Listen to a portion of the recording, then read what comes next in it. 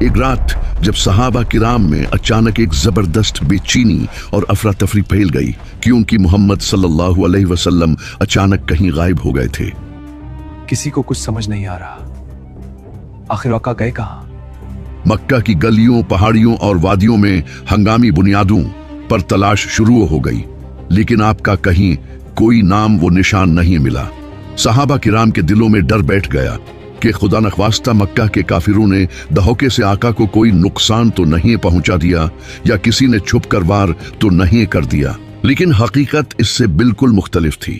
اسی رات مکہ کی ایک انتہائی ویران اور پتھریلی وادی میں، جہاں عام طور پر کوئی انسان جانے کا سوچ بھی نہیں سکتا تھا، وہاں کائنات کے سردار محمد صلی اللہ علیہ وسلم نہایت تیز اور پرسکون قدموں سے آگے بڑھ رہے تھے، اور ان کے بالکل پیچھے پیچھے انتہائی خاموشی اور ایک انجانے ڈر کے ساتھ چلنے والے عظیم صحابی عبداللہ بن مسعود تھے۔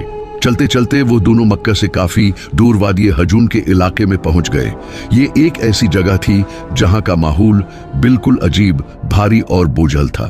ایسا لگ رہا تھا جیسے وہ کسی اندیکھی دنیا کی سرحد پر کھڑے ہوں اور وہاں کسی بڑی طاقت کا پہرا ہو۔ اسی مقام پر پہنچ کر محمد صلی اللہ علیہ وسلم اچانک رک گئے۔ انہوں نے مڑ کر عبداللہ بن مسعود رضی اللہ عنہ کی طرف دیکھا۔ آقا کے چہرے پر ایک عجیب سا جلال اور روپ تھا جو اس سے پہلے شاید کبھی نہ دیکھا گیا ہو۔ پھر محمد صلی اللہ علیہ وسلم نے زمین پر ایک لکیر کھینچنی شروع کی۔ انہوں نے ایک گول دائرہ، ایک حصار بنایا۔ محمد صلی اللہ علیہ وسلم نے عبداللہ بن مسعود رضی اللہ عنہ کو اس دائرے کے اندر بیٹھنے کا حکم دیا۔ جب عبداللہ بن مسعود رضی اللہ عنہ اس دائرے کے اندر زمین پر بیٹھ گئے تو آقا نے ان کی طرف دیکھ کر ایک انتہائی سخت اور کڑی وارننگ دی۔ آقا نے پوری سنجیدگی سے فرمایا، اے عبداللہ، اس دائرے کے اندر ہی رہنا، یاد رکھنا چاہے کچھ بھی ہو جائے، جب تک میں واپس نہ آؤں تمہارا ایک قدم بھی اس لکیر سے باہر نہیں نکلنا چاہیے۔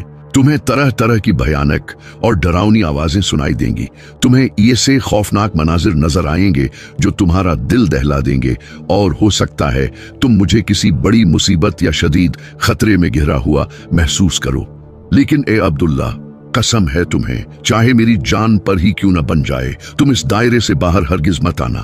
اگر تم نے اس دائرے سے باہر ایک قدم بھی نکالا